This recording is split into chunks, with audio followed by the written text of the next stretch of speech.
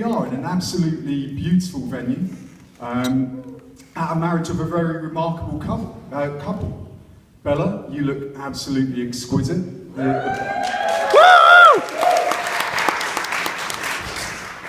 bridesmaids, all absolutely fantastic. Fit. And they've all played their role perfectly in ensuring that Bella actually went through with this earlier on. I'm even going to back the guys as well and say they don't look too bad either. Yeah, boy. You've got Phil there currently loving his French Connection rental suit, which at a high price of £70 is at least £50 more in value than any other suit he's worn in his whole life. You've got Leon looking very nice and tanned. Don't even think that we didn't realise he'd been at the tanning salon already. I have it on very good authority that Bella didn't want him looking too pasty. I wouldn't say he's quite pulled off the sun-kissed tan look. More like he's had a fight with a cheesy Dorito and lost. More about Leon's fighting ability later. See where this is going. So the good news is for families in the crowd, I have already been warned about the content of my speech about 4 times. Including on a Sunday evening when I was sat there really struggling for content, thinking, is Leon actually the funny guy that I thought he was? When I received a text from him saying, by the way, Matt, it has to be more PG than 18. And I thought, that's the spirit, Leon. I then texted him a couple of days ago, well, at the beginning of the week, saying, how long realistically have I got for my speech? Because I think it's going to be about 12 minutes. Leon replied back saying, quote, 12 minutes seems like quite a long time. Bella, you are a very lucky woman.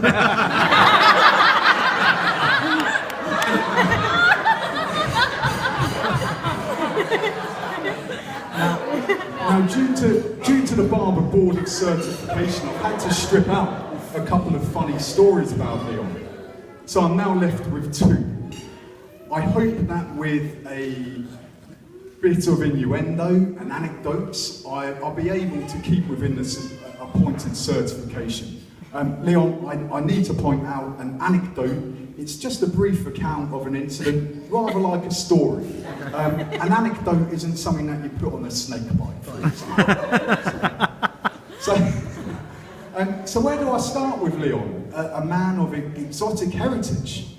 Born in Ireland with an Irish passport. His dad, Lindsay, Zimbabwean. Yet Leon being categorically the most English guy that I know. I've heard rumours his parents only insisted on an Irish passport as they knew that if they elected for the Zimbabwean option, with a country with a point score of about 26 on the Scrabble board, this would present Leon with numerous problems throughout life when having to fill in any form that required.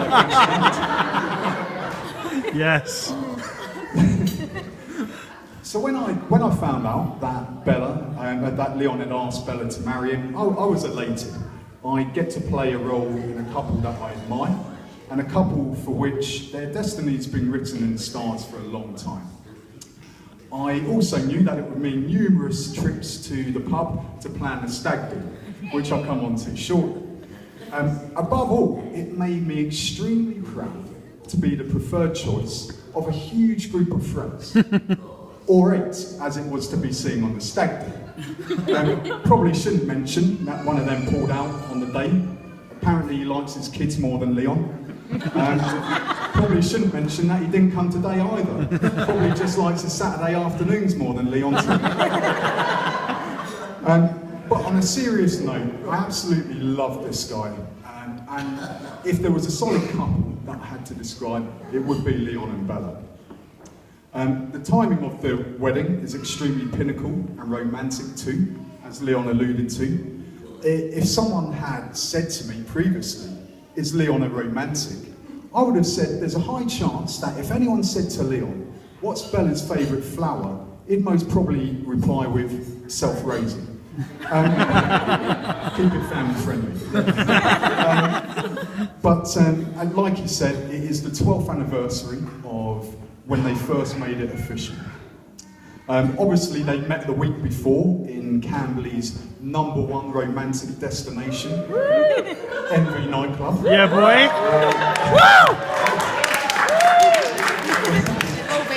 A lot of Camberley boys in the house tonight. Where clearly the sticky floors and Leon's David Brent dance moves really help the stars align. Now, Pipe down. I think 12 years really is an extremely long time, particularly in this day and age, to have held someone in captivity. It's not quite up there with Joseph Fritzl's record just yet, but Leon, I'm sure by the silver wedding anniversary, the Guinness Book of Records will be knocking on your basement door. Thank you. So up until the course of this speech, I've never actually fallen out with Leon in my whole life. And there's a reason for that. 2 reasons. Firstly, I could never pick on a weak. And secondly, I became accustomed to Leon's martial arts abilities back when we were at Sandhurst School 15 years ago. Now, I apologise to anyone who was at Chris Williams' wedding and has already heard Phil's account of this story. It really does show its best memories to how little material we're working with when we have to record the same anecdote from 18 years ago. Anecdote, Leon, it's not something you put on a snake bite. Just keep it going.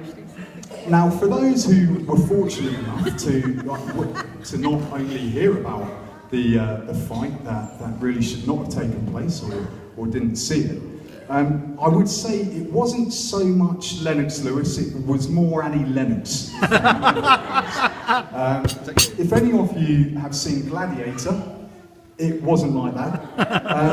For those of you who have seen Platoon, a war film set in Vietnam, very bloody, very violent, well, it wasn't like that either.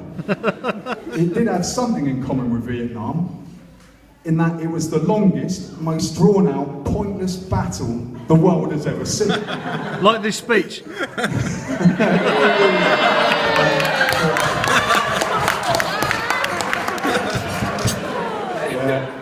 Phil, it's been at least 20 minutes since you've eaten, so the sooner I'm done, the sooner you can.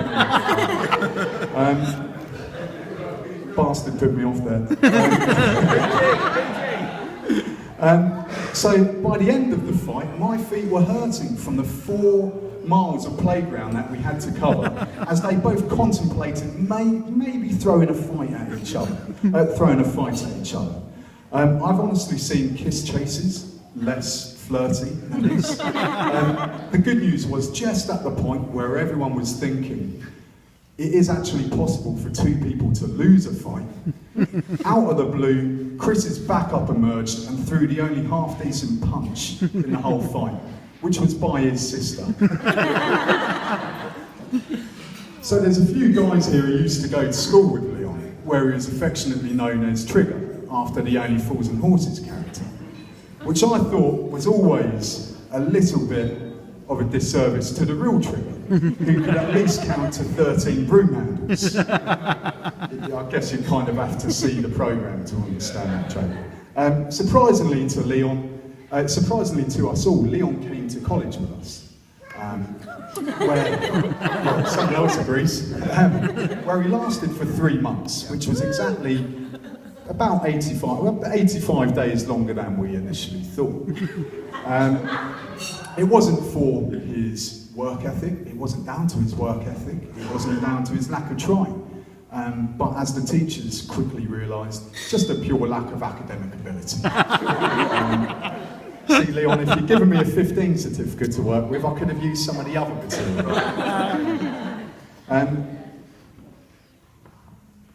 Now, Leon has always been there for me over the years. He's been a real rock and someone that I could trust. Or so I thought. At the beginning of the year, my mum suggested that I get online dating. Quite tragic and unfortunately quite true. So I enrolled on Tinder, which for the older audience here, or people with morals, or in relationships with people that they actually like, is a modern day dating app. And I kept telling myself, why don't I do this the old-fashioned way and meet someone? Unfortunately, not all of us have 12 years on our side to spend wearing a woman into submission. So after impressing an Australian girl with my finely tuned skills about talking about online Scrabble, I went and met a girl who, first date in years, and I was naturally very nervous. I heard that Leon and John were both out in town that night, so I went and met them for a drink. I held out zero hope of getting any dating advice, particularly when I turned up and Leon was 8 pints down, and reinforced by his friend, who I could only describe as looking like he was trying to eat his own head. So I gave up on the dating advice, but they were able to tell me where to go for the date. I met her, we had a good laugh, nerves always there, but it was going well, and I started to settle down, and after an hour she excused herself. And then I heard it, the voice that haunts me every night in my